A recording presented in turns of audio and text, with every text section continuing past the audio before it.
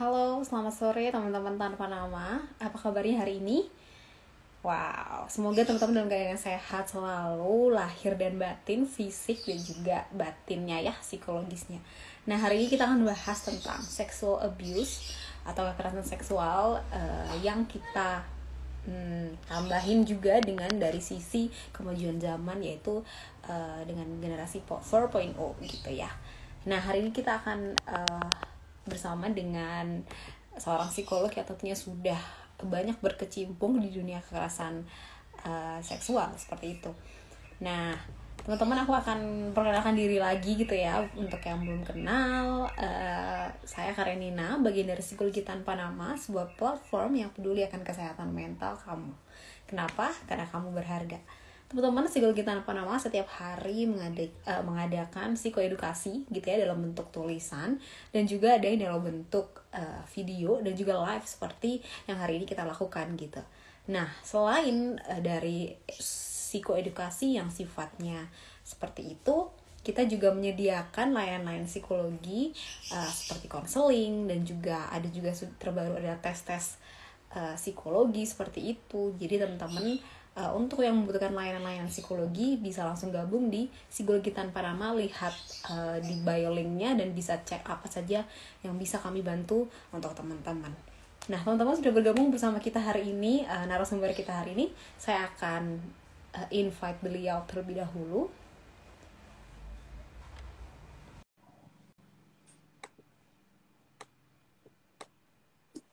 Narasumber kita hari ini adalah Ibu Sayakti Pribadi Ningtyas, SPSI, MPD, psikolog.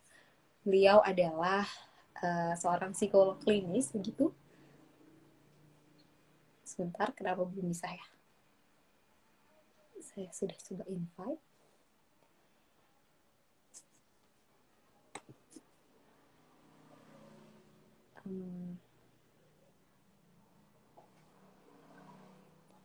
Saya sudah invite. Oke. Baik. Wow. Selamat sore, Ibu. Selamat sore, halo. Wow, sore semangat sekali, Ibu. Apa kabar, Ibu? Kabar baik. Baru mandi, jadi seger ya. Oke, kelihatan banget segernya ke bawah sampai sini. Iya, habis mandi. Ntar untuk biar nggak silo-silo banget ya. Oke. Oke, boleh. Oh iya, wow. Oke, hari ini kesibukannya apa aja, Ibu? Masih dalam rangka menangani kasus kekerasan seksual. Jadi walaupun Sabtu-Sabtu gini masih koordinasi sama teman-teman, terutama dari teman-teman P2TP2A. Kebetulan saya di P2TP2A Kota Batu.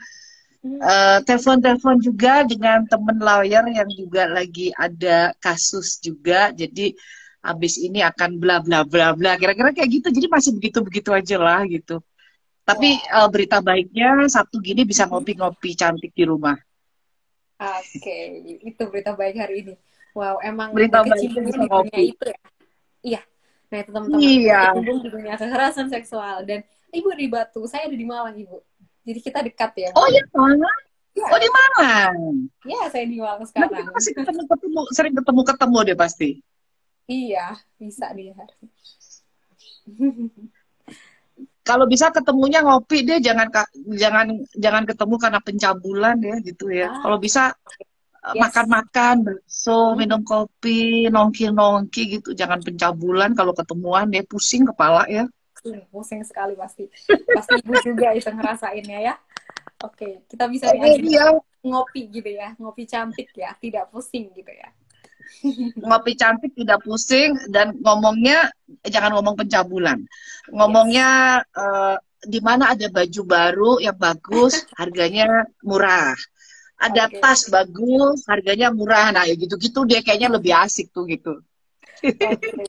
Oh, kelihatan sekali sepertinya Ibu ini tertekan dengan banyaknya kasus yang Ibu terima ya. Saking tertekannya sampai gendut ya. Iya. Baik. Kalau gitu Bu, boleh ya kita hari ini bahas topik kita hari ini gitu. Mungkin agak tertekan sedikit Ibu, nggak apa-apa ya Bu ya? Karena kita akan bahas tentang Udah kekerasan biasa. seksual. Udah Oke. biasa tertekan dan biasa ditekan katanya gitu ya. Oke, baik. Baik kalau gitu. Oke, Ibu. Ada teman-teman di sini yang sudah gabung. Halo semuanya. Selamat datang. Dan teman-teman kalau ada pertanyaan boleh langsung ketik, tulis di situ. Nanti kita akan tanyakan langsung kepada Ibu Nini, begitu ya Bu dipanggilnya?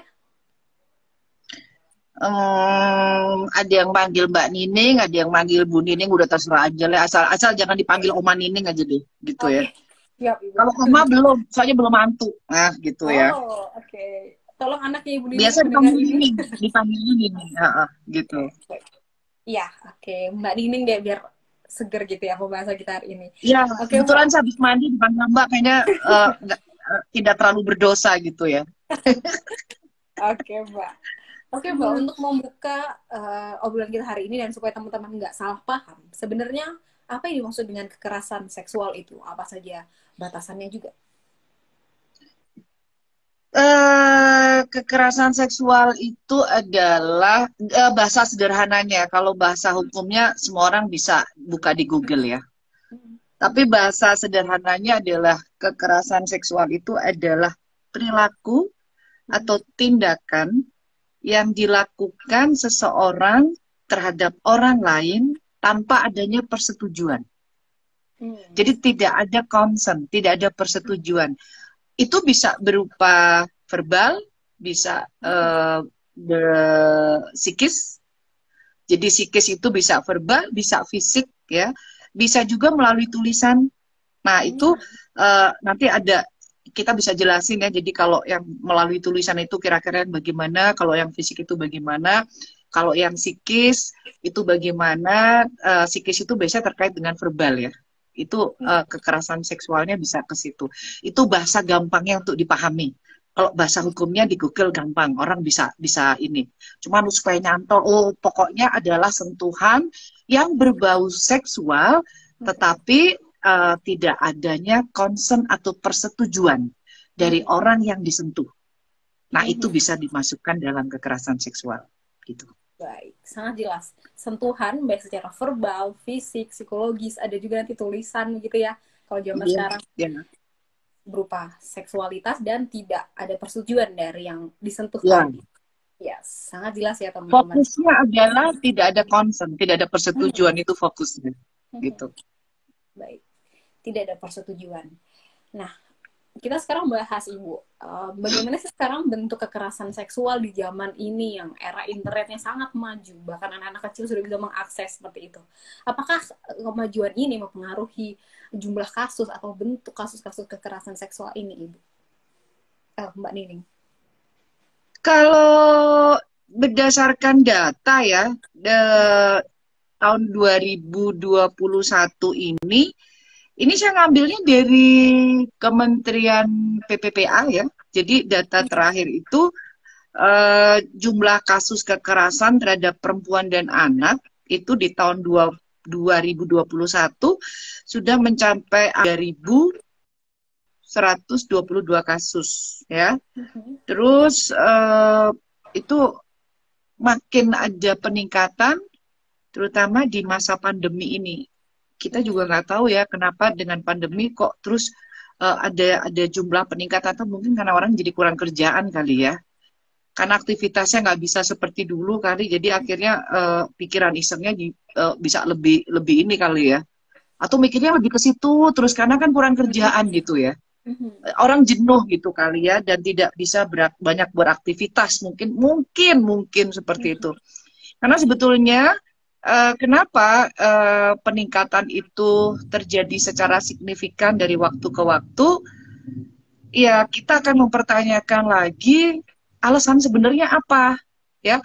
Kalau dibilang, oh ini karena pandemi, oh ini karena banyak banyak pekerjaan yang dipending. Pada kenyataannya kita bisa bekerja dari rumah, ya. Bahkan bisa muncul bisnis baru. Artinya sisi positif itu di balik pandemi itu ada. Jadi pandemi itu bukan cuma orang yang susah, sedih semua, terus miskin semua, enggak gitu ya. Jadi kalau ditanya kenapa, saya juga mempertanyakan kenapa kok meningkat ya?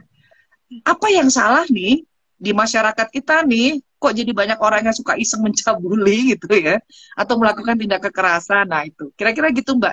Jadi jumlahnya meningkat, gitu ya, di di 2021 dibandingin sebelum-sebelumnya gitu. Baik. Kalau bentuknya Ibu, apakah bentuknya itu misalnya lebih banyak kepada anak-anak, kepada perempuan, lalu apakah lebih banyak verbal atau memang pencabulannya seperti apa gitu bentuknya Ibu, trennya? Kalau di apa namanya di dunia nyata itu sih sekarang ini yang banyak terutama di media banyak di up ya, itu kan lebih pada kekerasan pada anak ya. Ya. Itu juga kita juga nggak tahu gitu. Kenapa sih kok pada hobi banget mencabuli anak atau melakukan kekerasan seksual pada anak gitu ya. Nah, sementara kalau di dunia maya itu bisa dikenali lewat mengunggah. Jadi misalnya gini nih, saya lagi chattingan sama orang. Chattingan yang tadinya baik-baik aja. Dengan Mr. X misalnya. Tiba-tiba dalam pembicaraan itu mulai mengarah-mengarah. Ya. Habis mengarah-mengarah, terus kita sendiri kadang mungkin lost ya. Lost dan kita membalasnya juga agak nakal-nakal dikit gitu ya. Itu kemudian di screenshot nih, jebret. Dinaikin di medsos. Nah, udah jadi sesuatu nih, ya kan? Yang itu artinya ketika diunggah kan tidak ada consent dari kita, tidak ada persetujuan dari kita. Itu yang pertama. Atau ketika kita lagi visi dengan seseorang, ya, lagi visi terus orang kadang bisa terbuai begitu dirayu, terus entah apalah menyingkap sedikit atau apa, ternyata di screenshot, naik lagi di medsos, ya, atau bahkan langsung kalau ada yang agak los-los sedikit, waktu visi itu melakukan semacam adegan, striptease lah misalnya atau apalah, dia nggak sadar, ya, ternyata itu direkam dengan teknologi, habis itu diunggah, dimasukkan lagi ke situs X, situs dewasa. Nah, itu bentuk-bentuknya seperti itu. Atau mengomentari.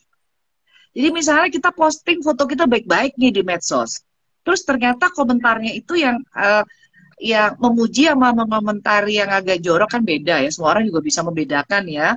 Nah, itu juga dalam bentuk kekerasan di media sosial. Kira-kira seperti itu.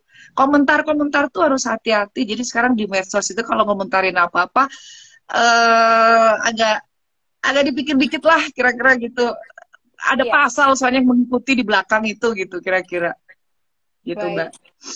Ada UU ITE yang mengikuti ya di sana juga. Itu dia. Jadi mesti hati-hati nih, di belakang ada undang-undang nih gitu ya. Yang bisa nutup kita dari belakang. Gitu. Iya. Okay. Nah, itu kalau untuk komentar berarti Ibu apa ya batasan komentar ini menyinggung kekerasan seksual mungkin dengan komentar yang tidak, yang mungkin memuji gitu. Yang tadi Ibu sudah sebut. Kalau memuji ya, artinya memuji dalam batas memuji yang sopan itu kan ada ya. Tetapi kalau memujinya misalnya kita pakai baju baik-baik tertutup, tapi tiba-tiba pujian dari lawan jenis terutama ya, itu memujinya kok mohon maaf nih, misalnya karena payudara itu besar orang ini ya, misalnya si siapalah, anggap aja si Bunga begitu. Terus dia langsung memujinya adalah dengan mengatakan wow gitu ya. Besar sekali, walaupun nggak nyebutin ini, besar sekali, wah tuh enak tuh dipegang. Nah, nggak cuma enak dilihat, tapi enak dipegang, misalnya begitu. Orang bisa tahu dong yang dibilang besar kan nggak mungkin kuping yang besar gitu ya. Artinya kalau dari lawan jenis kurang lebih seperti itu. Atau bisa juga itu dilakukan dengan sejenis, jangan salah. Jadi batasan-batasan itu sekarang udah makin melebar. Kalau dulu cenderung komentar-komentar seperti itu dilakukan oleh lawan jenis, tapi sekarang kan sudah banyak perilaku sejenis yang menyukai sesama sejenis, itu pun bisa masuk dalam kategori kekerasan seksual di media. Lewat komentar-komentarnya berbau seksual. Kalau muji kan nggak usah berbau seksual, kenapa sih gitu ya? oh kelihatan seger, udah kan cukup gitu. Orang juga tahu kalau dibilang seger misalnya ya. Wah, apalah gitu yang kelihatannya sehat ya, apa itu kan cukup. Tapi, itu kok gede ya. Gak mungkin orang memuji hidungnya besar, itu gak mungkin kan gitu ya. Nah, kira-kira gitu Mbak. Gitu. Baik. Jadi bentuk-bentuk barunya tadi pertama screenshot chat yang tidak ada konsen Ya, persetujuan di situ, ya, ya. video call yang lalu di screenshot dan disebarkan, apalagi mungkin yang bentuknya tadi video menari dan sebagainya gitu ya. Nah Ibu, saya Ya, pernah dengar gitu ya kasusnya, misalnya video ini tadi lalu atau mungkin memang bahkan memang ada foto yang memang benar-benar tidak senonoh ya Ibu, yang itu disebarkan dan dijadikan alat untuk pemerasan Ibu. Jadi apa ya? Kalau kamu tidak melayani saya atau kamu tidak melakukan ini, foto Anda akan saya sebar seperti itu. Apakah itu juga ya, sering muncul ya Ibu sekarang? masih. Dan ada lagi yang kebetulan saya kan lagi apa uji coba ya. Saya lagi bikin di Facebook aja. Saya lagi bikin akun yang tidak pakai nama saya, tapi ada foto saya yang sedikit tertutup topi ya. Saya bikin akun kayak gitu, dan saya nggak pernah nulis apa-apa di situ, cuma bikin quotes-quotes aja. Nah, terus orang yang minta pertemanan, mungkin karena fotonya itu kebetulan bagus, saya pakai topi, jadi nggak kelihatan nenek-nenek gitu. Mungkin dipikir saya masih muda banget gitu kali ya, pikirnya gitu. Lah, terus si orang yang masuk ini, saya nggak pakai sensor, jadi maksudnya udah yang mau minta pertemanan, oke, saya terima. Dari situ kan saya melakukan analisis ya, ini komentarnya apa nih gitu. Komentarnya eh, ternyata ada yang udah mengarah-mengarah, yang arahnya kita udah tahu nih, oh ini tukang iseng. Terus di Messenger atau di inbox ya, nah itu udah mulai. Jadi saya melihat ada yang ngirim eh, video penis. Saya nggak tahu penisnya siapa yang dikirim. Tapi dia mengirim video kayak gitu ke messenger saya di akun yang barusan saya bikin itu. Terus ada lagi yang langsung ucapannya adalah mengajak. Jadi yuk visian visian sek yuk. Nanti kamu saya kasih pulsa. Itu udah ada kayak gitu. Nah, akhirnya kan saya bilang, oh oke, saya bilang, berarti yang beginian ini orang-orang ini masih belum takut ya dengan undang-undang IT nih ya. Padahal saya cuman foto itu sangat sopan ya, foto-foto yang saya pasang itu cuman 2 foto saya, itu sangat sopan, tidak pernah ada kata-kata apapun, cuman quotes-quotes yang saya pasang, dan itu komentarnya kayak begitu. Nah, itu kalau kita terusin, jebret, ya itu bayangin kita menjarain berapa orang ya berdasarkan undang-undang IT. Ya. Bayangin ya, itu kalau saya mau iseng tuh kayak gitu nih, oke nih kita garap nih, kita bikin gede nih, misalnya kayak gitu, bisa tuh kayak gitu. Gitu. Itu contohnya tuh Mbak. Saya orangnya suka iseng, suka uji coba sambil ngelihat reaksi orang ya, jadi saya sampai ketawa gitu. Jadi yuk visian yuk, nanti saya kasih pulsa katanya. PCS Buset ya Bu deh ya? saya bilang.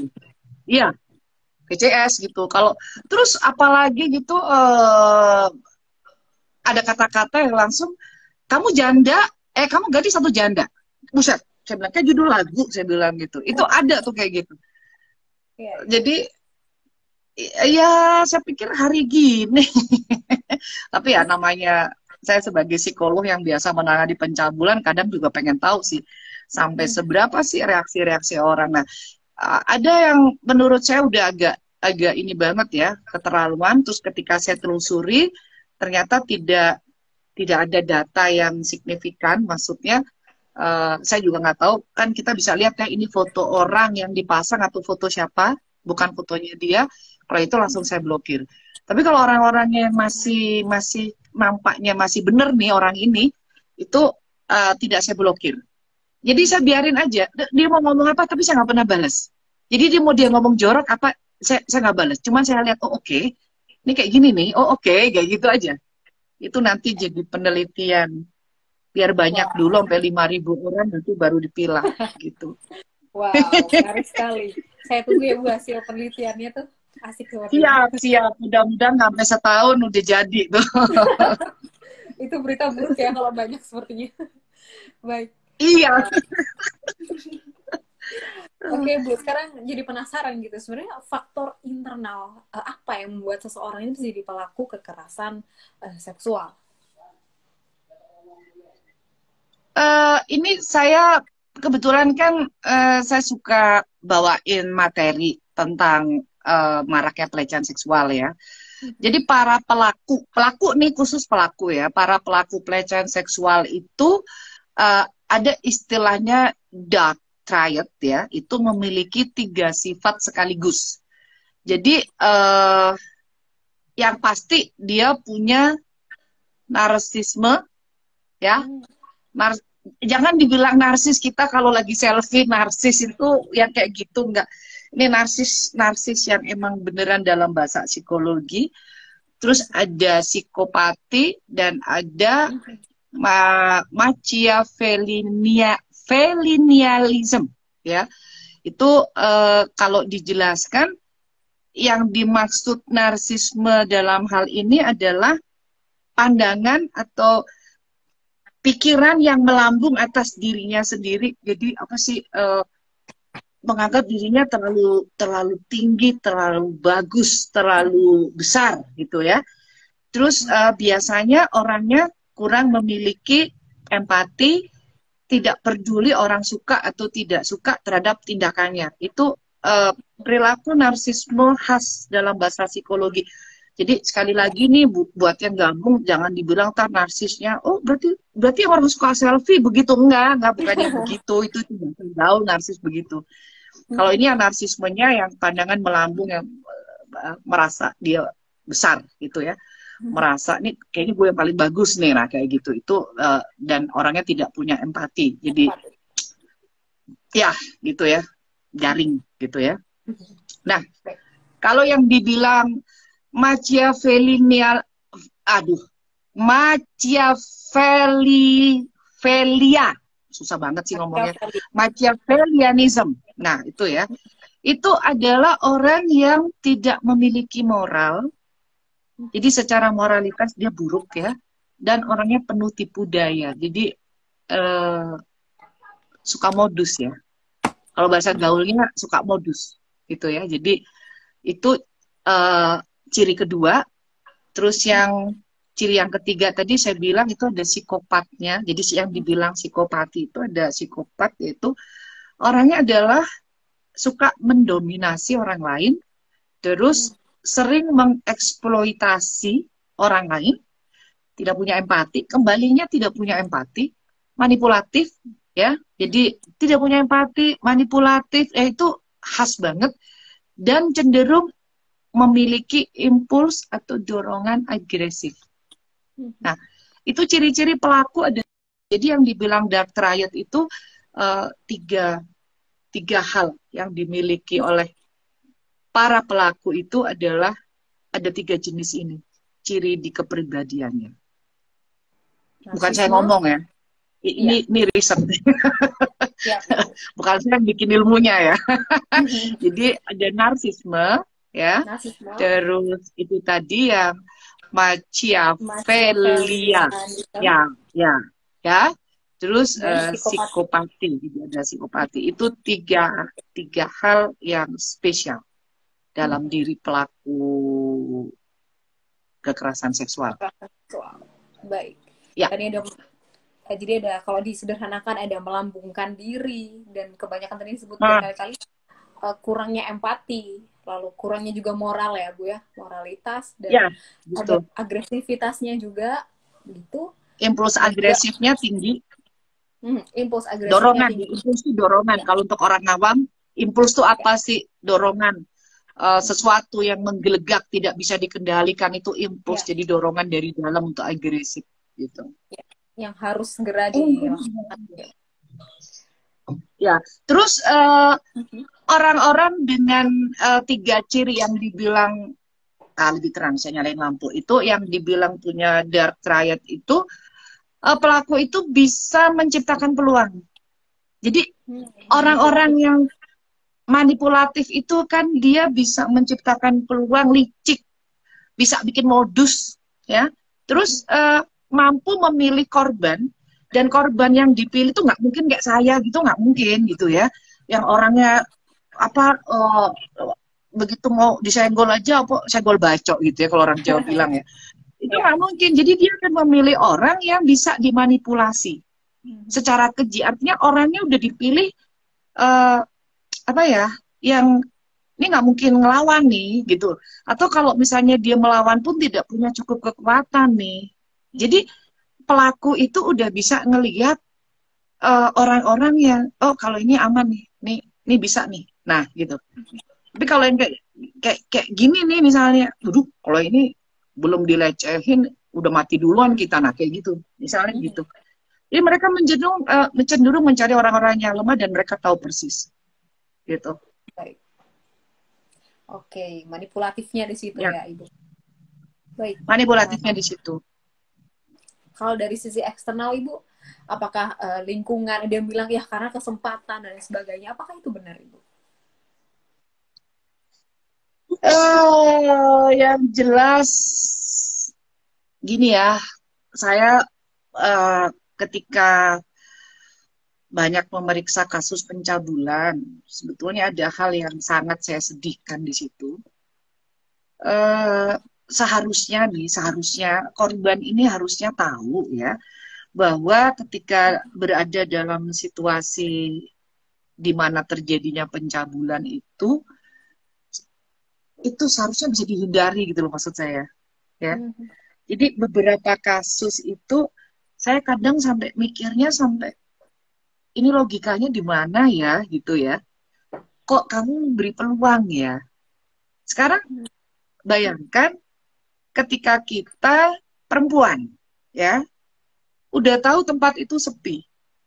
Walaupun ini di tempat rame, maksudnya di tempat rame itu di gedung, di kampus lah, di sekolah lah, maksudnya itu kan tempat yang sebetulnya banyak orang. Tetapi kamu ngapain ya berdiam diri di satu sudut, satu tempat yang sepi, nggak ada orang di situ, ya kan?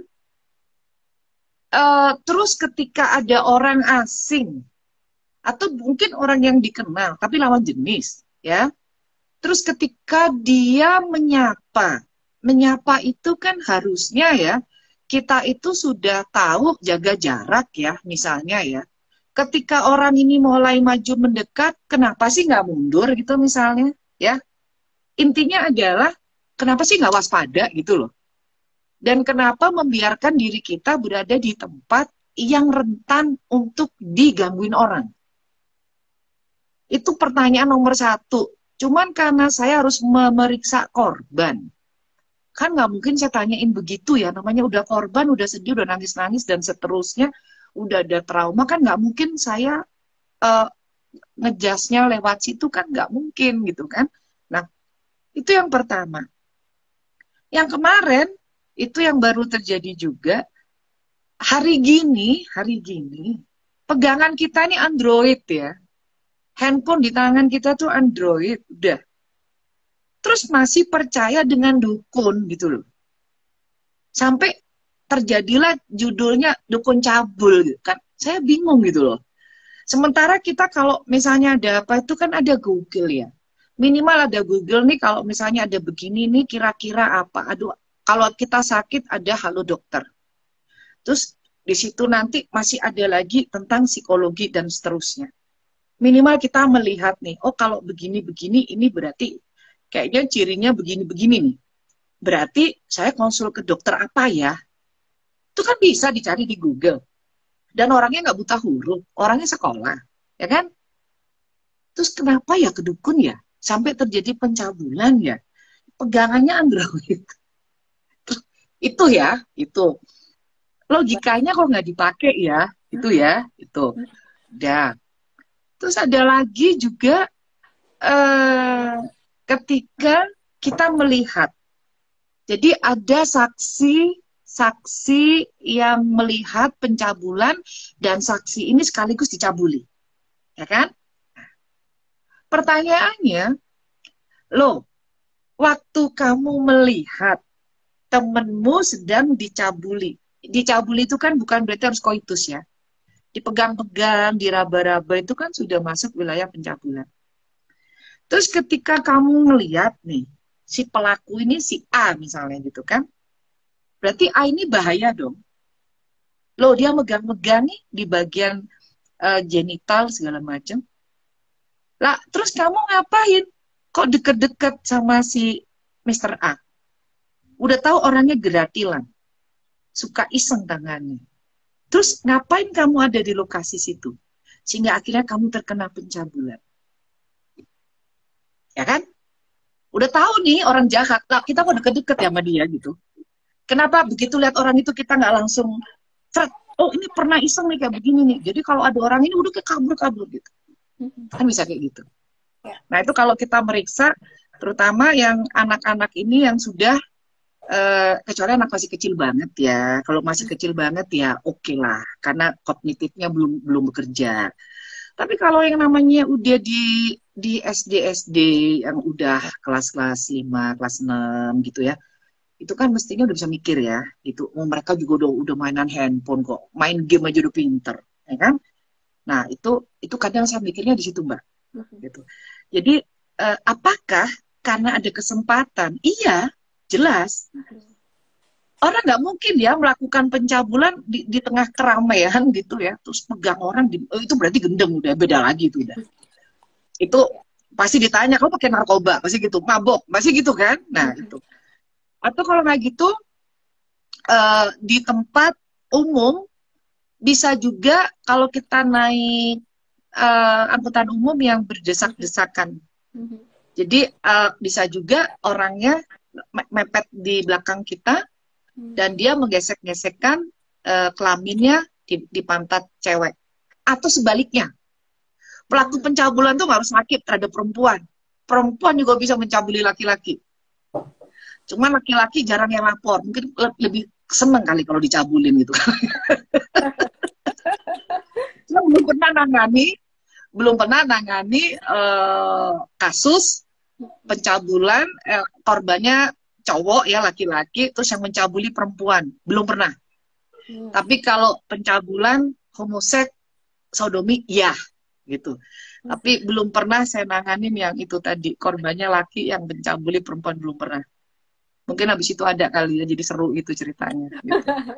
Itu mungkin kayak gitu. Jadi di tempat umum tetapi bisa lost dari mata orang. Jadi nempel. Ya. Nempel, digesek-gesekkan, meraba-raba dari belakang yang tidak nampak, bisa kayak gitu. Jadi ada kesempatan. Makanya jangan pernah menciptakan kesempatan. Iya, itu ya yang mungkin kurang ya Ibu. Anak-anak tidak dididik untuk menghancurkan kesempatan-kesempatan itu gitu. Anak-anak tidak diajarkan dengan baik tentang itu gitu. Iya, baik. Lalu Ibu kalau misalnya faktor seperti faktor pola asuh ya, berkaitan dengan tadi didikan, faktor pola asuh apakah ada Ibu yang menjadi pendukung gitu untuk dia bisa menjadi pelaku kekerasan seksual? Pola asuh? Iya Ibu. Ya. Apa Mbak pola asuh? Pola asuh apakah bisa menjadi faktor juga untuk jadi pelaku? Bagaimana lingkungan memperlakukan dia? Dimungkinkan. Ya, dimungkinkan pola asuh orang tua yang membuat luka jiwa. Jadi efek dari luka jiwa itu kan bisa muncul dalam bentuk macam-macam. Salah satunya bisa menjadi pelaku kriminal.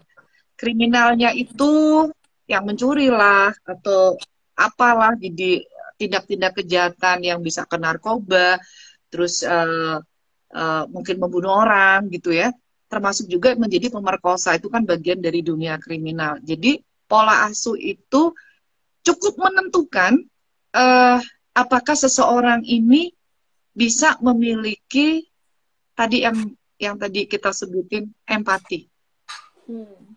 Apakah dia bisa menahan impuls agresifnya? Apakah dia cukup menghargai dirinya sendiri? Orang kalau menghargai dirinya sendiri kan dia tidak akan mau melakukan tindakan tindakan-tindakan yang membahayakan dirinya. Mhm. Saya menyayangi diri saya, jadi saya tidak mau masuk penjara. Saya mau hidup enak kok. Itu kan begitu ya konsepnya ya kan? Saya Ya. menyayangi diri saya mau hidup saya aman, saya mau hidup saya happy. Jangan sampai saya terlibat masalah, jangan sampai saya dilaporkan polisi, jangan sampai saya masuk penjara, kan begitu ya?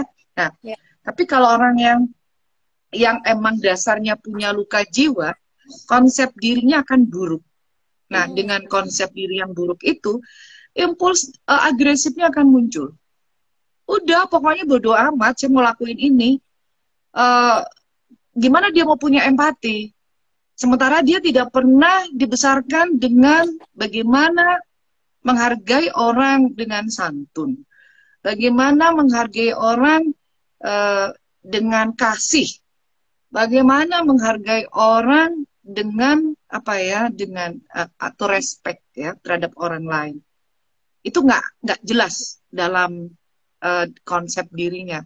Sehingga mereka masuk, itu tadi yang salah satu ciri impuls agresifnya bisa ditahan. Hmm. Baik. Gitu. Jadi Jadi pola asuh. pelaku-pelaku kriminal khas banget gitu. Mhm. Baik. Gitu. Jadi pola asuh yang menimbulkan luka batin gitu ya, sehingga Luka batin orang ya, konsep dirinya tidak utuh gitu ya, rendah. tidak baik, iya, maka itu bisa membuat impuls agresifnya tidak bisa ditahan gitu ya. Ya, ya, Baik. Hmm. Untuk teman-teman sampai serem sini, ya, iya Ibu, serem ya. iya serem, serem sekali. Ternyata banyak sekali faktornya ya. Bisa jadi orang-orang di sekitar kita juga calon-calonnya nih, calon-calonnya atau mungkin pernah kita nggak tahu. Nah Ibu tadi mungkin ada Ibu udah sebutkan tiga hal tadi terkait apa narsisme, psikopati dan juga yang susah banget tuh namanya Isi maci-maci itu tadi. maci-maci itu. Nah, Maci-maci. Machiavellianism. Machiavellianism. Ya, versi maci-maci itu ya. Baik, nah itu apakah ada juga faktor kepribadian ya Ibu yang membuatkan orang ini kepribadian orang-orang tertentu yang seperti ini, ini akan bisa nih lebih besar kecenderungannya untuk menjadi pelaku. Apakah itu ada Ibu? Ada satu orang yang unik banget ya. Jadi saya nggak tahu itu orang salah minum obat apa. Cuman dia itu di otaknya sek mulu ya. Jadi ada pelaku kebetulan ya proses hukum sih. Jadi dia itu suka sekali dengan seks. Jadi apa namanya terobsesi dengan seks ya. Bahkan mungkin libidonya tinggi banget. Nah, orangnya adalah menikah baik-baik. Istrinya juga dalam tanda kutip normal. Punya anak gitu kan. Cuman dia itu suka sekali apa ya melakukan itu, bahkan untuk saya nggak tahu ya kalau orang lain bagaimana ya. Cuman kalau saya lumayan terkejut-kejut sih. Karena dalam satu hari itu dia bisa melakukan hubungan seks dengan istrinya 7 kali. Lah, saya sampai berpikir emang gak ada kerjaan lain gitu ya, maksud saya gitu. Emang ngapain aja sih kerjaan kamu gitu, kok cuma saya aja pikirannya gitu. Ternyata dia itu pekerja keras sebetulnya, jadi banyak apa namanya fisik ya seperti itu. Lah, logika kita kan orang biasa, kalau orang secara fisik capek itu kan dia maunya istirahat gitu kan. Ternyata dia kalau makin capek, dia libidonya malah makin apa naik gitu ya. Nah, sampai di sisi itu saya pikir tidak ada masalah kalau istrinya juga apa namanya sebanding, maksudnya bisa melayani. Tapi ternyata enggak, sudah di rumah dengan istri pun di luar dia masih beli. Jadi orang ini terobsesi dengan seks ya. Nah pada saat dia nggak punya duit, karena kemarin itu ada apa namanya ada pandemi, jadi penghasilan dia berkurang. Kebutuhan itu tetap tidak terbendung. Sehingga dia mulai objeknya berpindah ke anak-anak. Nah, caranya adalah, walaupun tidak sampai koitus ya, tetapi dia dengan eksibisionis. Jadi tadinya nggak eksibi tuh orang ya, baik-baik aja gitu. Cuman kalau dia udah tidak terbendung itu, saya nggak tahu lah di kepala dia ada apanya begitu. Itu dia sibuk menunjukkan kelaminnya pada anak kecil-kecil.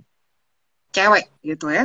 Mhm. Dan termasuk juga meraba-raba dan meraba-raba tubuh anak kecil-kecil itu dan termasuk memaksa untuk memegang alat kelaminnya. Nah, itu ada kayak begitu gitu. Mhm. Jadi kalau dibilang kadang orangnya itu aneh-aneh gitu ya. Ada yang orangnya kayaknya diam gitu, diam yang seperti orang biasa, diem-diem gitu, tapi ternyata loh, kok bisa ya orang kayak gini mencabuli yang sampai bagaimana itu kadang kita bingung.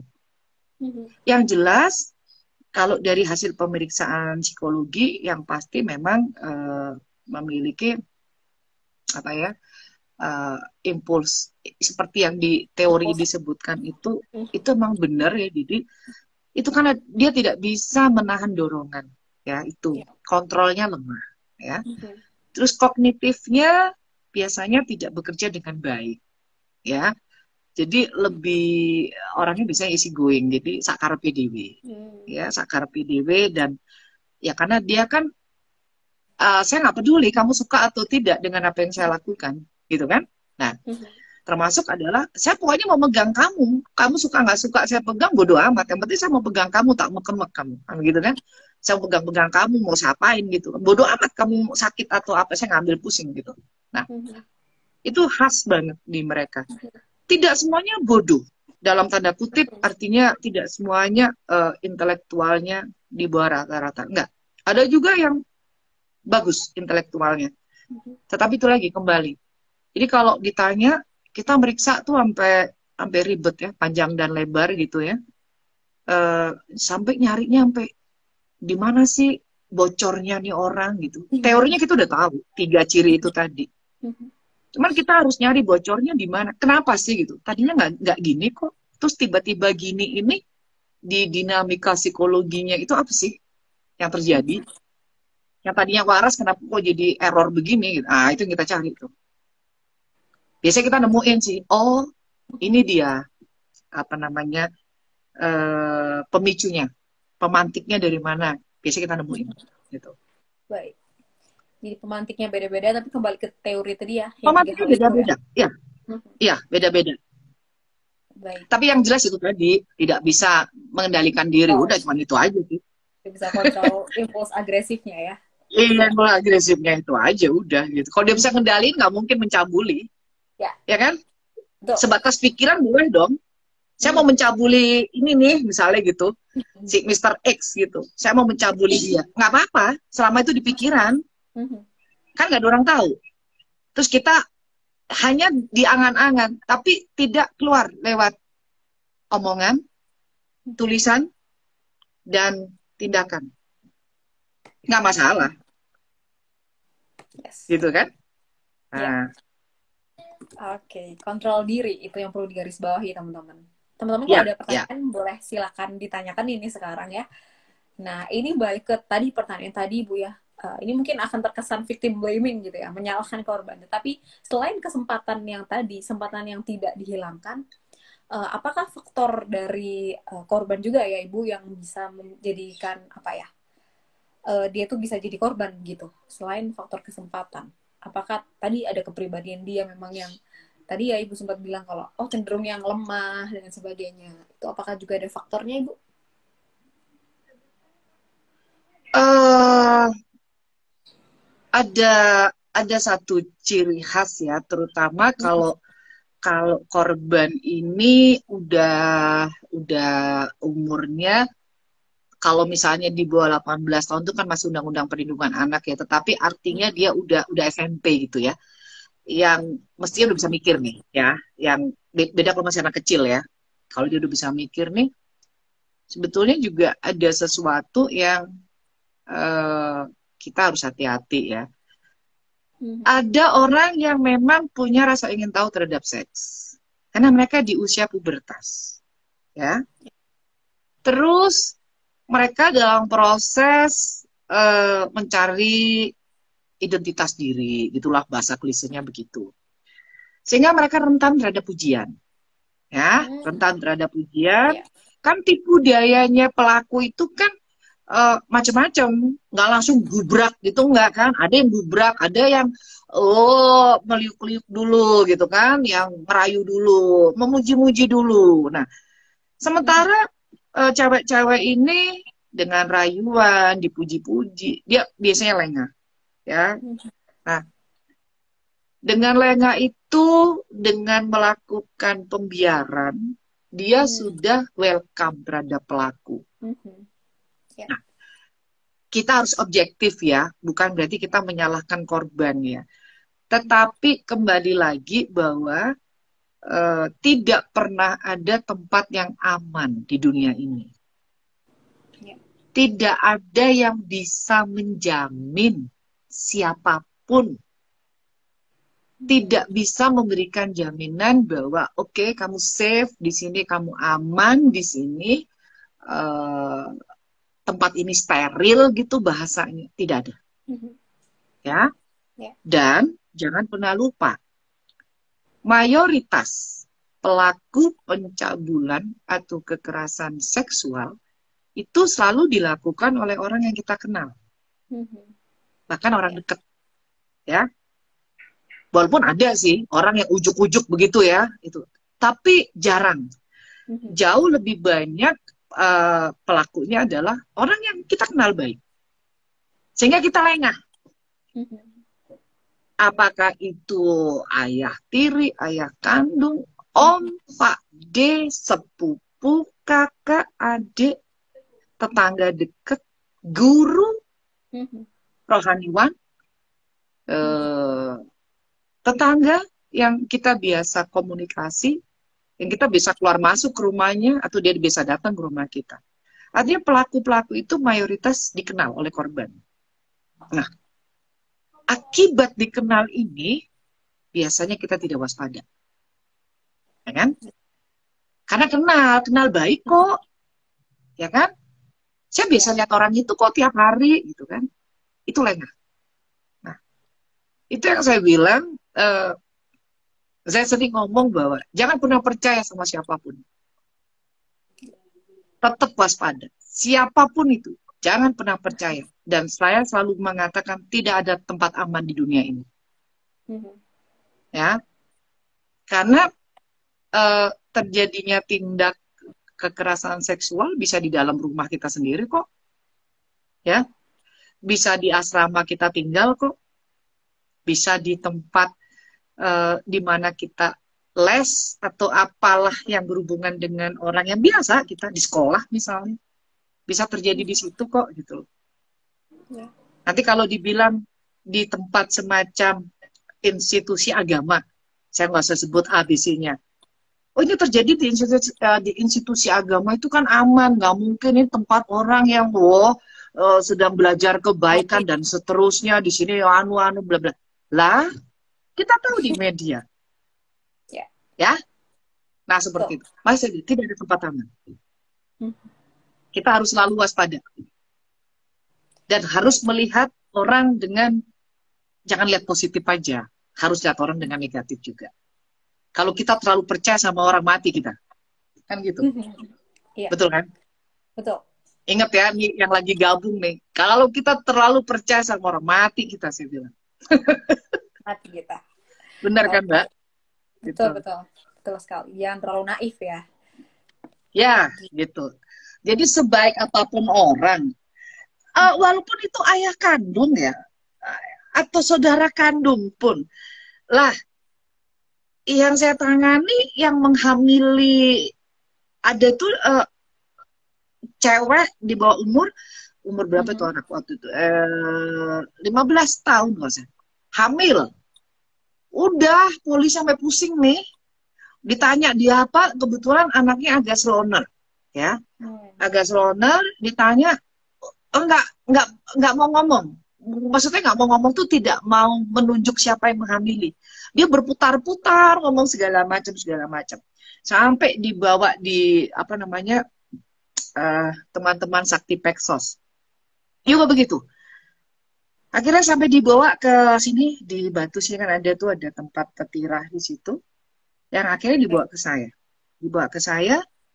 Tadinya muter-muter dia tetap nggak mau nunjuk siapa pelaku yang menghamili. Udah hamil gede, udah 6 bulan masuk 7 bulan. Polisi sudah pusing kepala. Nah, sudah. Terus akhirnya saya melakukan sebuah teknik dalam pemeriksaan itu. Saya minta dari institusi tersebut merekam langsung. Jadi saya melakukan teknik itu, langsung di situ jelas dia mengatakan bahwa pelakunya kakak kandungnya.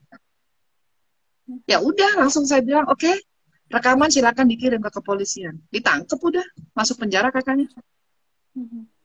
Kadang seperti itu. Di dalam rumah, kakak kandung sendiri. Ada ayah kandung, ada paman, ada om, ada sepupu. Jangan pernah percaya. Ya kan? Serem ya? Serem sekali. Serem sekali. Itu alasannya karena apa? Hubungan seksual, perilaku seksual itu perlu keintiman gitu ya, Bu ya. Makanya pelaku-pelaku juga mungkin tidak memilih sembarang orang yang mungkin dari sekitarnya. Apakah begitu, Ibu? Ya, jelas pelakunya pasti memiliki 3 ciri ini tadi. Ya, ada dark riot-nya itu pasti itu. Baik. Itu basicnya di situ. Selanjutnya adalah kenapa dia memilih orang yang dekat. Iya, paling gampang dimanipulasi kan orang deket ya. Ya. Kenapa gampang dimanipulasi? Ya karena percaya. Kalau orang nggak percaya gimana mau dimanipulasi? Kalau kita sudah percaya sama orang, pasti kita gampang dimanipulasi oleh dia. Betul, betul. Ya kan? Nah, kalau kita tidak percaya, otomatis kan kita selalu pasang kuda-kuda nih. Mau apa nih? Nih apa nih arahnya nih? Lo ngapain nih? Gitu kan? Tapi kalau kita, oh iya saya percaya, oh iya, oh begini, udah. Gitu. Kena ya? Karena dimanipulasi. Nah, namanya libido seksual ya. Kadang orang kalau itu tadi, ingat kan ada impuls agresif yang tidak bisa dibendung, ya udah nabrak-nabrak. Siapa yang ada di depan mata ditabrak, kan begitu ceritanya. Ya. Baik. Gitu, Mbak. Teman-teman, tolong hati-hati. Dan tadi Ibu berkali-kali bilang tidak ada tempat yang aman di dunia ini, tapi ya kita perlu waspada. Kita bisa waspada. Kita bisa mencegah dengan banyak hal gitu ya. Tapi tidak ke semua orang begitu. Tapi jangan ketakutan ya. Nanti saya bilang tidak ada tempat aman. Terus orang nggak berani keluar. Ya bukan begitu. Nanti gue nggak berani keluar dari rumah. Jangan salah. Pencabulan bisa terjadi di dalam rumah. Kan begitu. Terus di mana dong Bu gitu? Ya udah pergi aja kemana aja. Cuman satu. Kuncinya adalah selalu waspada. Jangan pernah percaya sama orang. Jadi kalau ada orang yang sok berbaik-baik, ngapain? Kita udah langsung, hello, nih mau ngapain nih, gitu kan? Oh, mau ini nih, mau mengambil keuntungan dari saya. Udah begitu, harus ada paranoidnya sih kita begitu gitu ya. Walaupun kita nggak terus yang negatif thinking terus enggak, artinya waspada. Waspada itu kita bisa ngelihat ya hawa negatifnya orang tuh kita bisa tahu.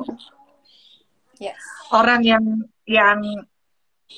impuls agresif secara seksual itu gampang dikenali kok. Nih mungkin saya bisa bagi. Iya, silakan Ibu. Kalau kita dengan lawan jenis atau sejenis ya, kalau yang penyuka sejenis dan yang lawan jenis. Kalau kita ngomong sama orang, kita kan masih lihat muka nih. Nggak mungkin dong kita lihat jempol kaki kan nggak mungkin ya. Atau kita lihat sepatu nggak mungkin nih. Kita ngomong. Pasti lihatnya muka. Kan? Kita lihat muka. Oh, kita ngobrol. Udah kayak gitu. Ya. Tapi kalau matanya si lawan bicara kita nih, udah mulai belanja. Bahasanya belanja. Artinya dia udah, kita ngomong apa, matanya lihatnya ke arah dada terus. Ini baju tertutup nih. Baju sopan nih. Tapi arahnya ngeliatnya ke dada.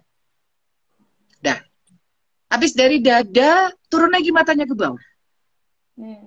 Karena gini tak. Lah, kita ngomong nih, mulut kan ada di atas nih ya, kepala kita di atas ya. Itu mata lawan bicara kenapa dibelanja kemana-mana? Kenapa dia harus memperhatikan wilayah-wilayah intim? Sementara kita tidak sedang berbicara tentang rayuan seksual. Ya, itu. Habis itu perhatikan juga cara ngomongnya. Mata orang yang connect, istilahnya apa sih? Yang ada ketertarikan seksual. Muka terangsang, itu akan kelihatan. Cara ngelihatnya itu ekspresinya mesum. Susah ekspresi mesum tuh gimana ya? Kalau saya ngomong udah mukanya bangor gitu deh ya. Muka bangor gimana ya? Pokoknya kita tahu ya, artinya dia menatap kita itu tidak dengan santun. Tatapan seksual itu bisa dirasakan. Ya. Terus dengan wajahnya memerah. Pada kita nggak ngapa-ngapain, tiba-tiba dia ngeliat kita mukanya merah. Terus nafasnya jadi kayak apa sih yang kan jantung berdebar-debar tuh kan napasnya jadi kayak yang gitu kan, nah gitu. Kita kan bingung ya, lah ini orang kenapa jadi nafsu begini ya, gitu kan? Nah, itu bisa dikenali. Nah, kalau udah gitu, udah jangan beri kesempatan berlama-lama dan cari alasan untuk segera meninggalkan tempat. Begitu juga dengan sejenis. Sama. Akan kelihatan dari mata sudah. Jadi kuncinya orang itu di mata. Kalau matanya sudah lihatnya agak kier-kier gitu ya, lihatnya udah kayak gimana-gimana, terus mukanya memerah, terus ada nafas yang kelihatan gitu, nafasnya terengah-engah seperti itu. Terus terus ada khas, terutama kalau laki-laki yang kita juga nggak ngapa-ngapain ya, terus tiba-tiba dia kayak memegang di area celana tuh, di area bagian penisnya, tiba-tiba kayak membetulkan apakah penisnya belok ke kiri, belok ke kanan, atau bagaimana, saya juga nggak tahu, tapi dia sibuk membenarkan penisnya. Berarti kalau dia memegang celana dan dia sibuk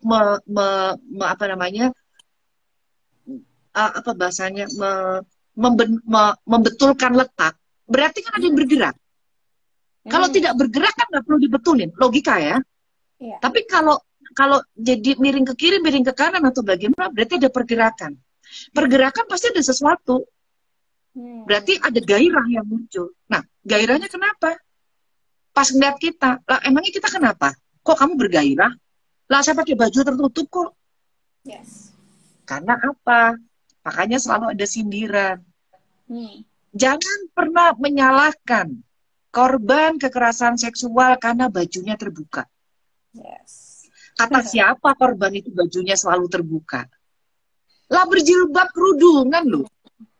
Korban-korban yang saya periksa. Ya kan? Nggak pakai bikini kok dia waktu dicabulin, enggak? Atau pakai celana pendek, pakai UKC, enggak? Bajunya baik-baik saja. Karena otaknya laki-lakinya tidak pakai celana. Otaknya laki-lakinya tidak pakai celana. Itu dia. Itu dia. Lupa nggak pakai celana otaknya laki-lakinya.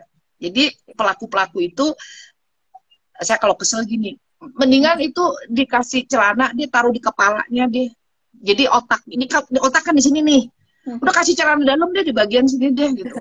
Kepalanya dikasih celana aja deh gitu. Biar nggak liar kemana-mana, kira-kira gitu loh. Kira-kira gitu Mbak, kalau saya udah kesel deh gitu. Kamu dasar otaknya nggak pakai celana kali ya, saya bilang. Lucu tapi itu Bu. Iya, tapi benar juga. Itu benar juga, menyindir sampai ke ulu hati. Iya, otaknya nggak pakai celana.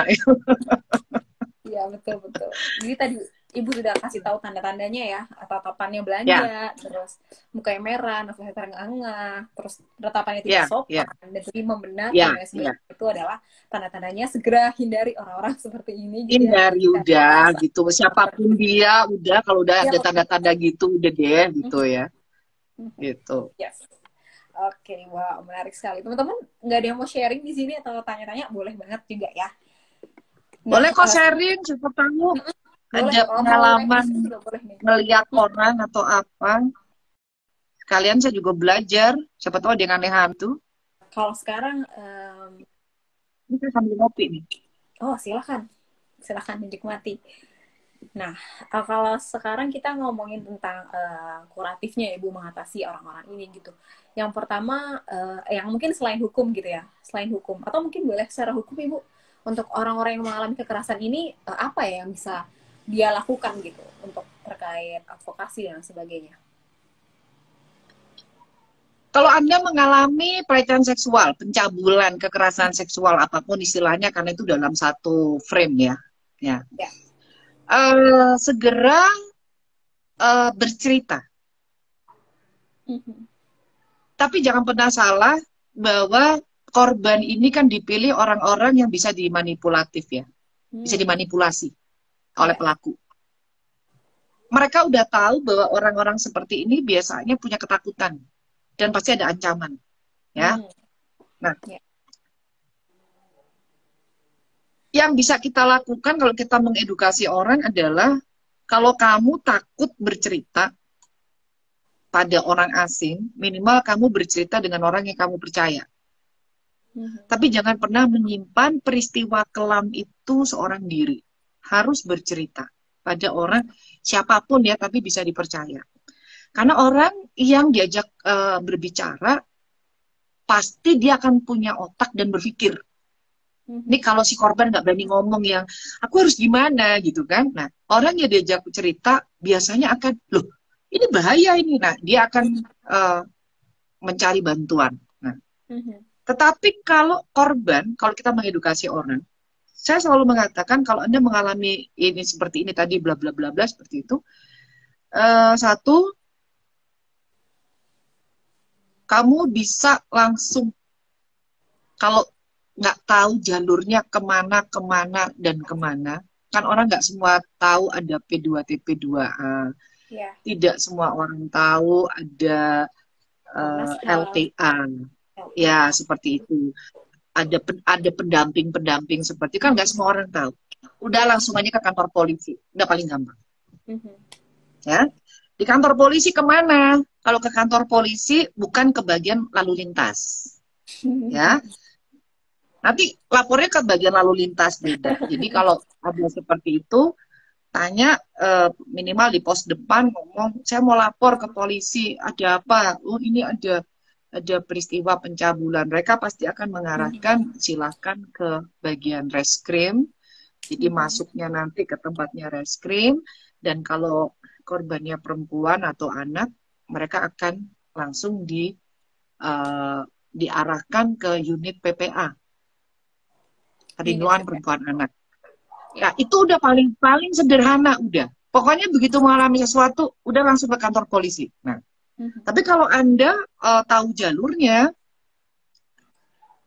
cari orang yang di sekitar tempat tinggal kita itu ada istilahnya Babin Kamtipnas. Ya. Babin Kamtipnas.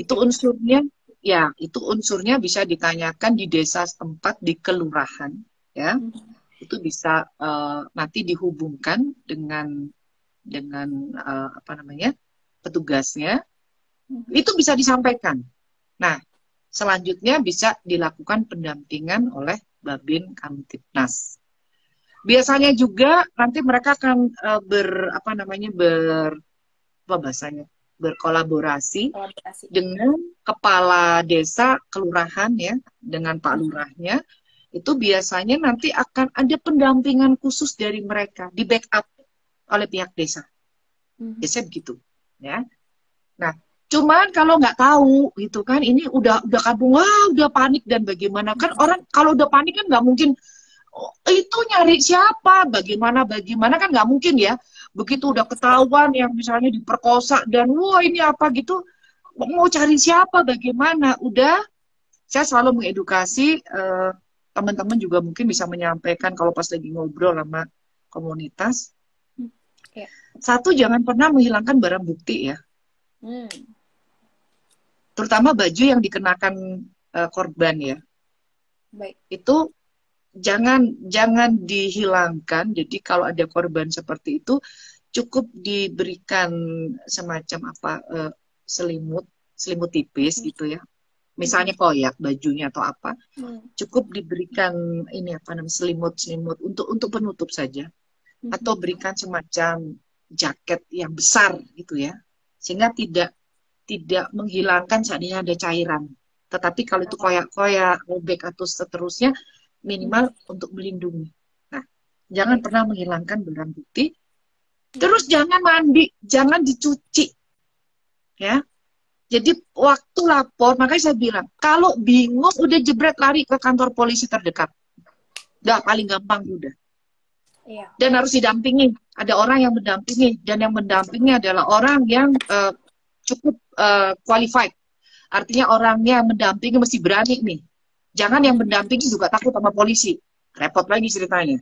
Ya kan? Iya. Udah, sampai situ. Jangan menghilangkan barang bukti, cukup korban ditutupin dengan apa namanya, dengan kain yang besar seperti itu. Jangan mencuci apapun. Udah. Jadi kalau perlu misalnya supaya nggak nampak bagaimana dilindungi muka pakai topi atau apa segala macam. Karena setelah lapor akan diadakan visum. Ya. Ya kan? Nah, visum itu akan mudah sekali ketika segala sesuatunya belum ada yang hilang. Ya. Baik. Oke. Gitu. Baik. Paling gampang itu udah lari ke polisi dulu deh, gitu. Paling gampang ke polisi, ke reskrim, nanti ke PPA ya kalau misalnya perempuan dan anak. Iya. Tadi pertama besarnya jangan menghilangkan bukti, termasuk baju, dan juga jangan membersihkan apapun ya, mandi dan sebagainya, karena untuk keperluan visum seperti itu. Dan perlu pendamping yang qualified ya, berkualitas untuk bisa menghadapi polisi dan sebagainya. Karena beberapa orang juga pernah cerita ya Bu, kepada saya, katanya oh polisinya seperti menyepelekan, polisinya seperti tidak peduli, ada yang bilang seperti itu. Nah itu menghadapi seperti itu bagaimana ya Mbak Nini? Makanya saya bilang yang mendampingi korban itu diusahakan harus orang-orang yang memang punya qualified ya. Artinya begini, ya kita tidak menafikan ya, karena orang itu kan juga banyak kerjaan. Terus mungkin juga, ya kita juga nggak tahu yang namanya manusia. Polisi itu juga manusia gitu loh ya. Lah, terus mungkin agak sedikit abai. Jadi bagaimana lah kira-kira seperti itu. Nah, itu orang yang mendampingi itu harus orang yang emang benar-benar, oh, oke nih, yang kita akan tahu ini begini Pak, ini begini Pak, ini begini Pak. Nah, ini begini kasusnya, ini begini. Jadi unsur untuk mengabaikan itu menjadi diminimalisir. Kalau pendampingnya qualified. Baik. Selanjutnya secara teknis, ya ini nanti kan akan dibuatkan BAP segala macam. Nah itu didampingi. Nah syukur-syukur kalau misalnya dalam proses pendampingan itu tiba-tiba dia punya teman yang mengerti hukum, ya kan? Syukur-syukur kalau yang mendampingi itu tetangganya ada sakti peksos misalnya, ya kan? Syukur-syukur kalau tetangganya psikolog misalnya, psikolognya psikolog klinis yang biasa di forensik, syukur-syukur. Langsung dampingin, jebret, lapor ke polisi, ya kan? Udah, nggak mungkin itu akan ada pengabaian. Karena pasti dikawal, gitu. Kira-kira gitu, Mbak? Betul. Iya, baik. Tadi makanya dasaran juga untuk kalau misalnya ngerti jalurnya harus ke Babin Kamtipnas itu ya, Bu ya. Terus kalau bisa ke TP2A juga bagus. Gitu. Atau mungkin di lingkungan terdekatnya punya akses, oh ini ada anggota P2 TP2A. Berarti bisa menelpon kayak yang kita biasa kita kawal itu adalah dari P2 TP2A. Jadi lapor dulu, begitu lapor jebret. Nah, oh ini langsung, oh ini udah kayak gini nih, maka kita langsung mengawal korban untuk lapor ke Polres gitu. Atau ada sakti peksos ya. Jadi di mungkin yang nggak tahu peksos itu apa, pekerja sosial. Itu di bawah Dinsos ya, kayak gitu ya. Nah, itu bisa minta tolong pada teman-teman peksos untuk didampingi. Terus kalau misalnya masih bingung lagi, paling tidak ada Pak RT setempat ya.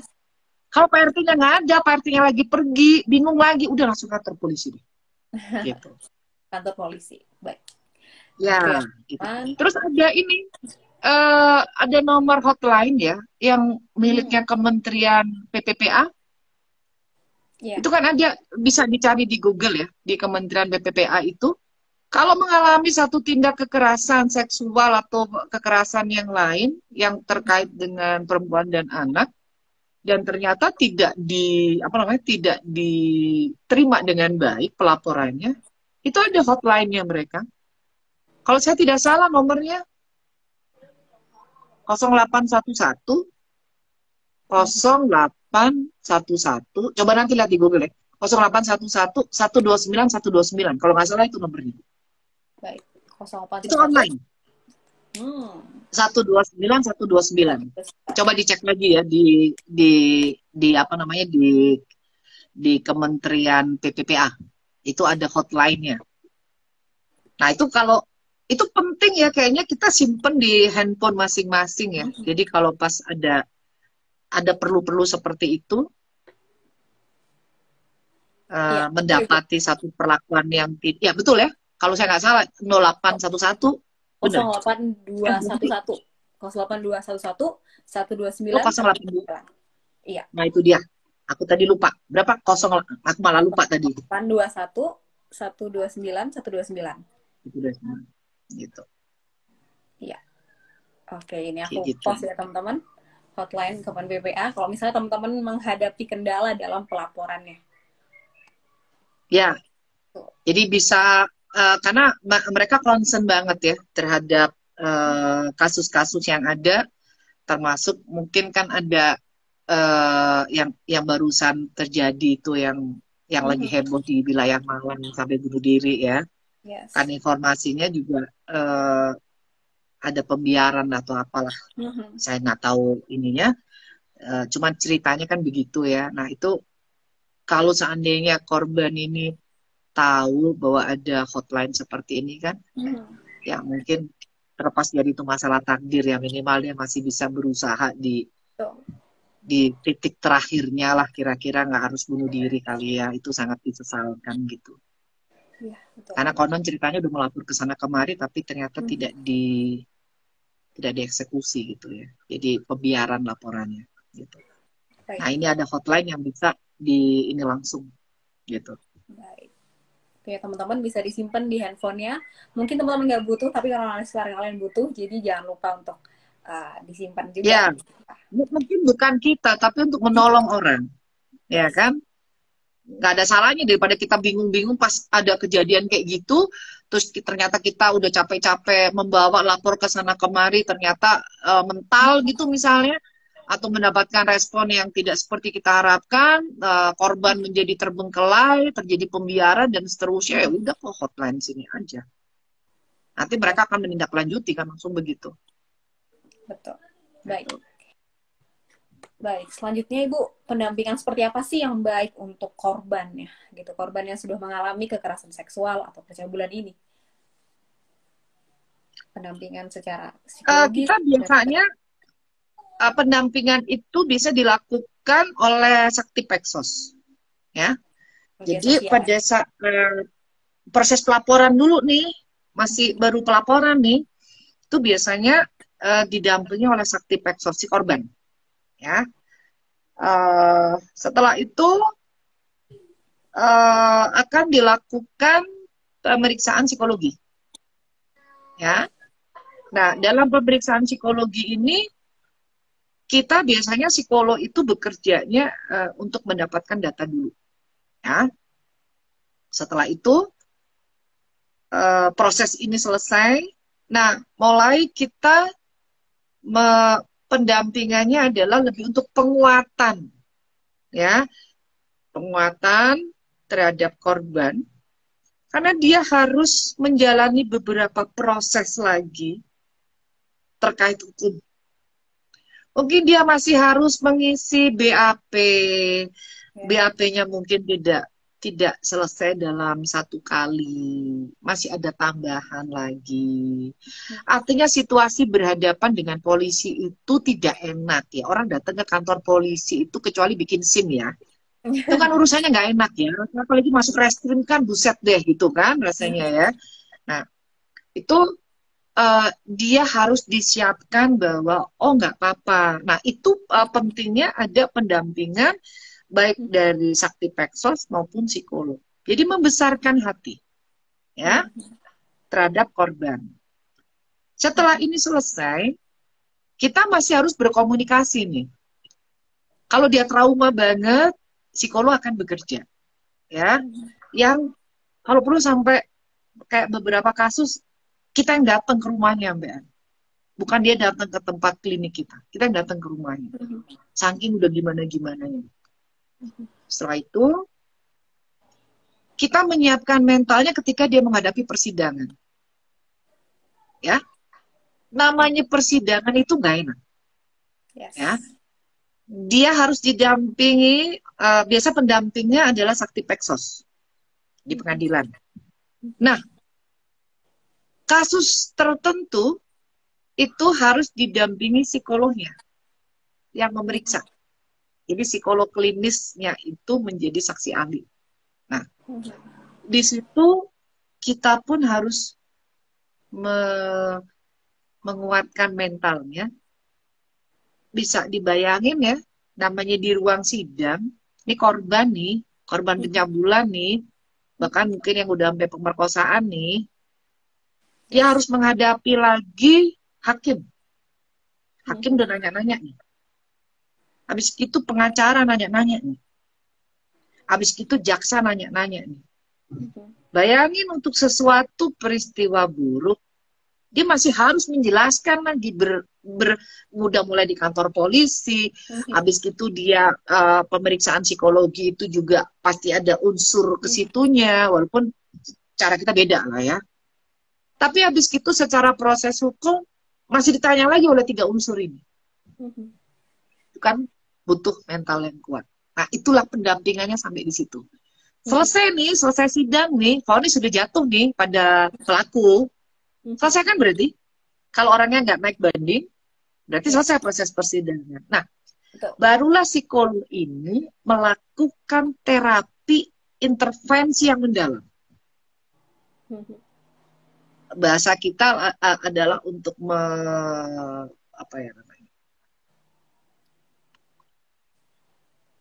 kita nggak bisa bikin orang lupa terhadap kejadian. Yang bisa dihilangkan adalah rasanya. Orang bisa lupa kalau dia amnesia. Kalau dia udah pikun. Apalagi itu namanya. Apalagi itu yang penyakit orang tua-tua tuh, pokoknya pikun lah, seperti itu ya. Iya, demensia. Nah, demensia. Itu dia baru bisa lupa. Tapi kalau masih belum waktunya pikun, nggak bisa lupa. Yang bisa dihilangkan adalah rasanya. Jadi kita ingat, tapi kita udah nggak rasa. Itu yang dilakukan oleh psikolog. Baik. Nggak bisa menghapus terus lupa, itu nggak bisa. Samar masih ada. Jadi samar gitu. Jadi nggak yang blek gitu. Jadi yang mungkin oh iya ya samar. Betul-betul hilang itu nggak bisa. Gitu. Yes. Tapi yang penting adalah rasanya tidak ada. Jadi itu yang dibenahi itu adalah rasa jijik, rasa rendah diri. Rasa rasa apa ya? Dia merasa tidak berharga ya. Nah, rendah diri, tidak berharga, rasa jijik pada diri sendiri itu yang harus dihilangkan. Dan dimotivasi bahwa kamu tidak salah. Yang salah adalah pelakunya. Karena kita juga nggak bisa menafikan bahwa zaman modern seperti ini, teknik komunikasi juga beda dengan zaman nenek saya dulu ya. Kita berbicara lebih terbuka, kita bisa say hello dulu pada laki-laki, cewek gitu kan. Dengan catatan ketika kita tidak sedang menawarkan sebuah seks misalnya seperti itu. Kan nggak ada yang salah dalam komunikasi, ya kan? Tapi bukan berarti dengan cara begitu terus pelaku boleh mencabuli kita. Nggak ada alasan. Ya. Dan saya selalu mengatakan, tidak ada alasan apapun, tidak ada pembenaran apapun terhadap perilaku kekerasan seksual terhadap korban. Mau kita pakai bikini di pantai misalnya, terus kita pakai bikini terus boleh dicabuli gitu maksudnya. Lah kita di pantai kok atau di kolam renang misalnya. Kecuali kita pakai bikini di mall, itu kan beda ya.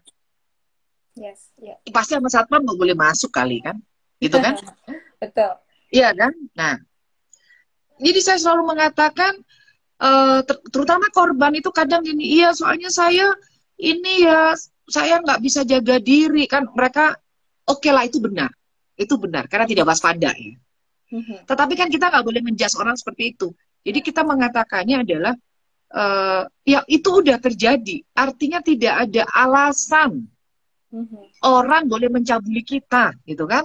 Nah, sehingga itu yang harus dimunculkan bahwa oke lah ada situasi yang tidak tepat sehingga terjadi peristiwa tersebut.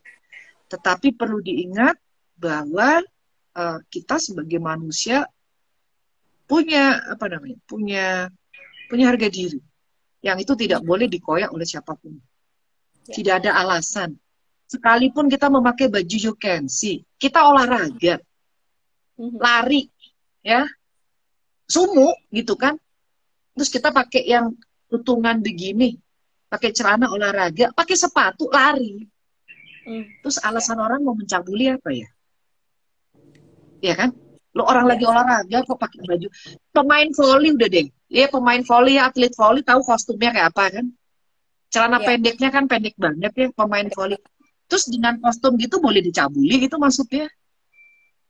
Otaknya pelaku kan yang cabul, ya kan? Nah, ya. Tuh. Itu dia.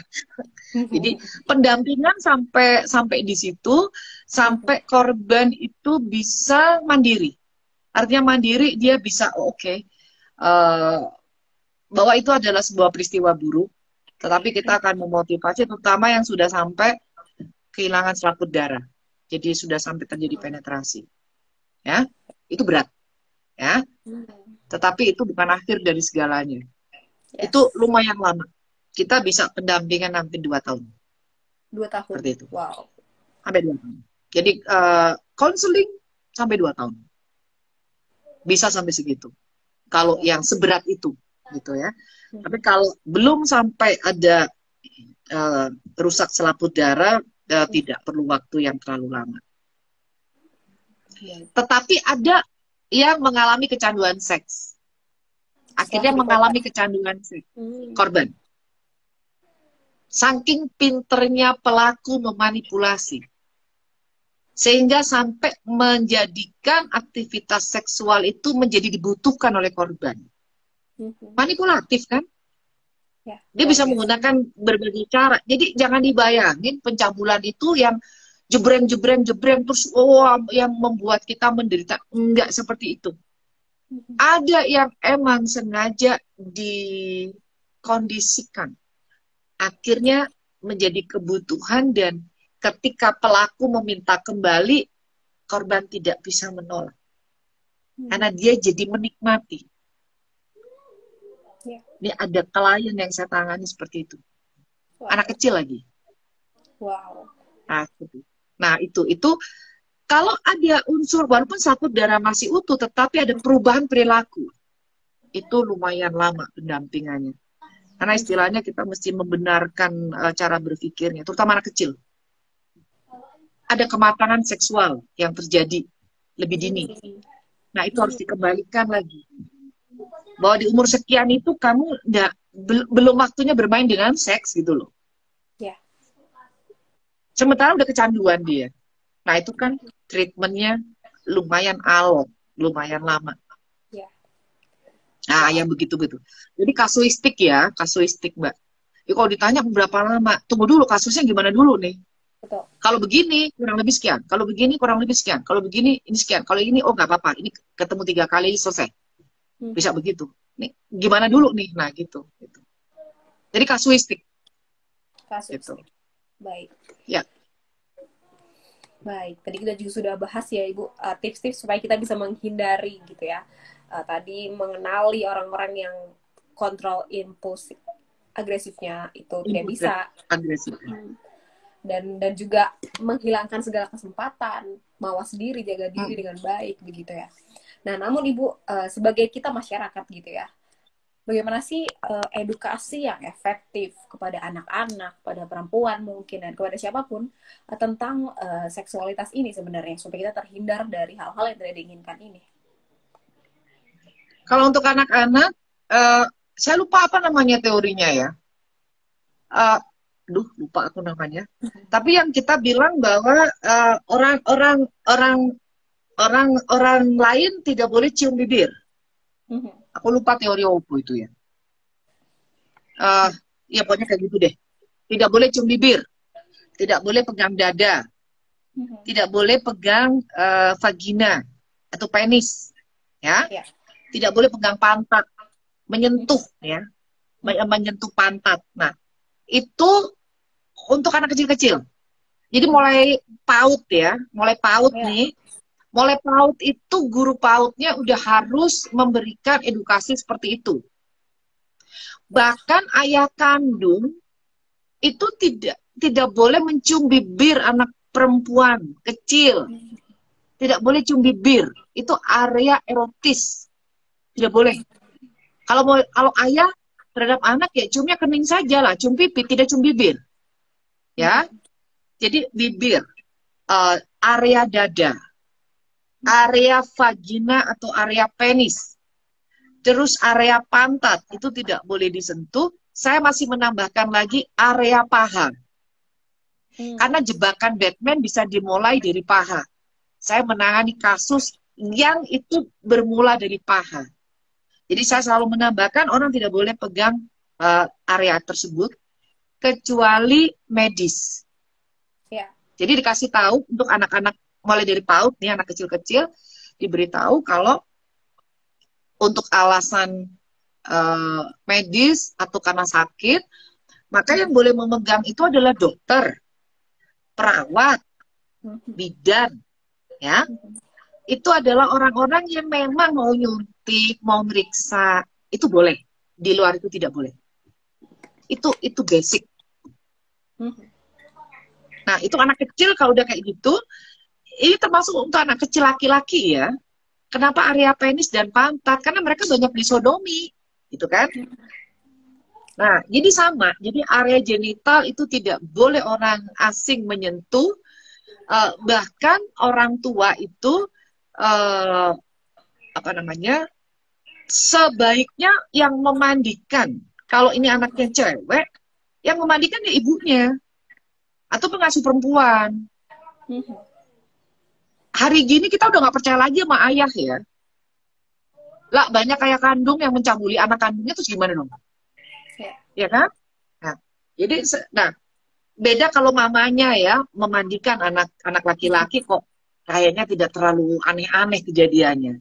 Tapi kalau bapak kandung mencabuli anak kandung, kok masih ada gitu. Tapi ada sih di luar sana ibu kandung yang bersetubuh dengan anak kandung ada.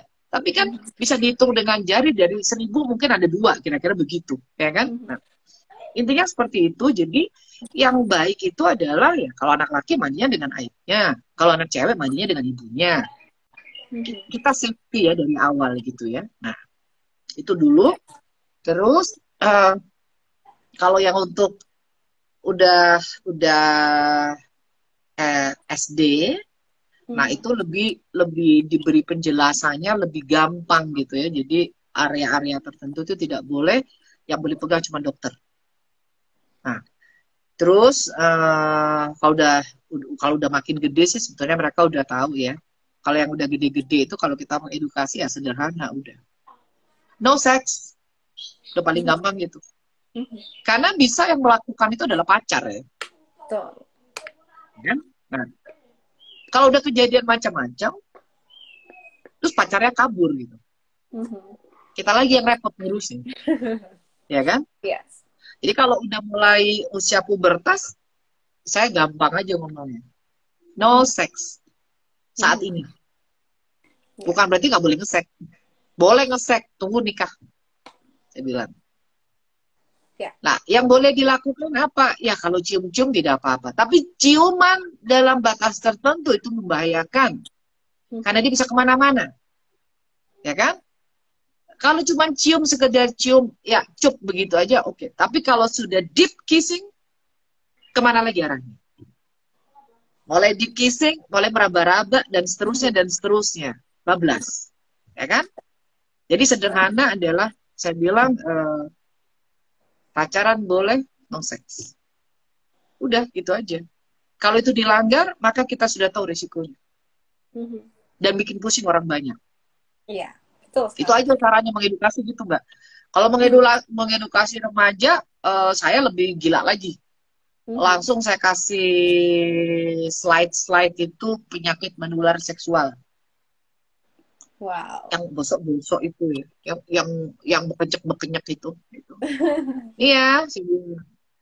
Terus kalau apa namanya eh yang udah melakukan hubungan seks, saya kasih bukan ilustrasi ya, tapi emang foto beneran Mhm. abortus. Hmm. Jadi ada janin, ada darah berember-ember itu segala macam itu ada di situ. Nah, Wow. kira-kira kayak gitu. Jadi Asik, asik. kalau untuk remaja ya, edukasinya udah nggak usah tedeng aling-aling nih, langsung kasih lihat nih. Nih Hmm. ya, no homo, no lesbian. Kita Mhm. kasih lihat nih. Kalau homo nih ntar penyakitnya kayak gini nih. Kalau lesbian ntar begini-begini nih. Mhm. Kalau heteroseksual ntar begini-begini nih. Abortus tuh begini ya, kayak gitu. Penyakit menular seksualnya gini. Belum HIV-nya, belum hepatitisnya. Dah, Yes. kalau udah dikasih tahu masih melanggar, ya udah terserah. Kita kan udah mengedukasi. Ya, betul. Kalau dia masih melanggar ya berarti dia udah siap lah dengan segala risiko yang dia mesti tanggung, ya kan? Mhm. Kalau udah siap melakukan jangan bikin repot orang. Tanggungan dewe kan gitu. Bener Tanggung. nggak? Yes. Kecuali dia belum pernah diedukasi karena Hmm. tidak tahu. Ya. Tapi kalau dia sudah diedukasi masih melanggar, ya udah. Kalau ada apa-apa tanggung sendiri, gitu. Wow. Iya, iya luar biasa. Ini yang mungkin jarang ya Ibu. Saya kemarin juga beberapa kali sosialisasi dan banyak anak-anak yang belum tahu sama sekali meskipun udah 6 SD dan sebagainya. Udah Hmm. masuk remaja, pubertas gitu. Jadi mungkin apa ya, penyebaran edukasi seks ini juga kurang sekali di Indonesia. Harus Ya. terbuka, benar-benar terbuka. Mhm. Kita ngomong edukasi seksual, kita merasa risih, Ya, merasa apa namanya, tabu. apa ya, bagaimana ya, rasa riku, Mhm. apa malu ya. Mhm. Sementara mereka nonton BF, terus gimana dong? Betul, betul. Kita mau edukasi, rasanya riku, mau menunjukkan slide vagina, Mhm. beneran ya, bukan yang kayak di buku kedokteran yang cuman apa sih Ya, ilustrasi. dalam ya. Ini vagina beneran. Terus selaput darahnya di mana? Kan kelihatan tuh. Kita Mhm. malu kan mau ngomong ini loh selaput darah. Sementara ini vagina beneran nih. Yang Ya, terbuka. Ini selaput darah. Kan kita malu nih. Ya kan? Lah mereka nontonnya BF kok. Terus kita kasih lihat nih. Ini penis yang tidak sunat tuh kayak gini ya. Ada 3 jenis nih gitu kan. Kalau mhm. yang sunat tuh begini nih. Bla bla bla. Kita malu tuh. Lah mereka nontonnya BF kok. Lucu kan? Jadi Ya. hari gini ya kita udah nggak boleh malu ketika mengedukasi. Sama kayak kita, halo ini kacang goreng ya, halo ini pisang goreng ya, kayak gitu. Ya. I- ini eh, ini apa namanya? Ini brownies ya, udah kayak gitu aja ngomongnya. Mhm. Betul, betul, betul. Seringkali orang tua sangat-sangat risih, Ibu. Orang tua sangat risih untuk Ya, membicarakan itu dengan anak, gitu. Jadi itu salah satu PR-nya, gitu. Baik. PR-nya psikolog-psikolog. Iya. Karena Baik. ketika kita memberikan parenting, kita Mhm. harus menyusupkan itu juga. Mhm. Jadi bukan bagaimana berkomunikasi dengan anak, bagaimana pola asuh yang baik, gak cuma gitu. Mhm. Kita mesti sentuh. Mhm. Bapak Ibu harus bisa berbicara seks secara terbuka, ya Ya. kan? Eh apa namanya? Sex education namanya juga edukasi. Mhm. Berarti pengetahuan. Kita nggak ngomong Mhm. jorok, ya kan? Mhm. Ya. Nah, itu harus diselipkan dalam parenting gitu. Wow, luar biasa sekali pembahasan kita hari ini, sangat dalam dan luas juga, kita harus bilang. Banyak sekali informasi yang praktis juga yang bisa kita lakukan setelah ini langsung dan bisa Ya, juga kita sebarkan ke orang-orang di sekitar kita. Kita bahkan dapat hotline hari ini. Jangan lupa disimpan teman-teman, dan terima kasih banyak. Kayaknya memang udah jenuh, maksudnya informasinya sudah sangat banyak Ibu dan sudah saling terkait. Terima kasih banyak gitu oh ya Bu. 1,5 jam cukup deh. Iya, cukup Satu banget. setengah jam ya. Ya, 1,5 jam, luar biasa. Nah, teman-teman, terima kasih untuk yang sudah ada di sini. Tapi untuk menutup live kita hari ini, Ibu Nuning silakan untuk memberikan closing statement penutup supaya makin jos nih live kita hari ini. Silakan Ibu. Sederhana, saya bilang tadi bahwa tidak ada tempat yang aman dimanapun, ya. Ya. Semua tempat berisiko terjadinya tindak kekerasan seksual. Maka waspada dimanapun dengan siapapun, ya, dengan siapapun waspada. Nah, kalau sudah ngomong waspada, artinya kita udah seperti tadi yang saya udah bilang bahwa ketika mendapati yang seperti ini segera tinggalkan tempat. Segera begitu, oh ini terlalu berbahaya ya ketika saya berduaan di ruangan kosong dengan lawan jenis nih, ya kan? Nah itu berarti waspada itu, ya kalau udah namanya waspada, jangan diem di tempat sepi sendirian. Itu namanya waspada, ya. Dan ketika itu sudah dilakukan, tapi ternyata apes masih terjadi, maka langkah yang tepat adalah segera mencari pertolongan, bukan menyimpan peristiwa itu. Ya, jadi kalau bingung, tadi saya udah bilang, udah nggak usah repot-repot ke kantor polisi. Jadi closingnya cuma itu, waspada, jangan pernah percaya pada siapapun, dan tidak ada tempat aman dimanapun. Nah, hati-hati, udah cuma itu aja. Luar biasa sekali. Luar biasa sekali. Terima kasih Mbak Nining untuk insight-nya hari ini. Banyak sekali ilmu yang bisa kita dapatin. Dari Psikologi Tanpa Nama mengucapkan terima kasih banyak kepada Mbak Nining ya hari ini. Semoga sehat selalu, sukses selalu, kasus-kasusnya segera selesai, nggak banyak-banyak pusing lagi, dan sering-sering ngopi cantik ya Mbak ya. Bye. Nggak jodoh sama kopi deh. Bye. Oke, kalau gitu Mbak, terima kasih. Kalau gitu live hari ini saya tutup. Dan teman-teman yang udah hadir hari ini juga terima kasih banyak. Semoga ilmunya bisa langsung diterapin habis ini. Gitu ya. Sampai ketemu di Tanpa Nama Talk yang selanjutnya. Siapapun nama kamu, Psikologi Tanpa Nama peduli akan kesehatan mental kamu. Kenapa? Karena kamu berharga. Sampai ketemu lagi. Terima kasih Mbak Nining. Sehat selalu Mbak. Yuk, dadah. Dadah. Saya tutup ya teman-teman.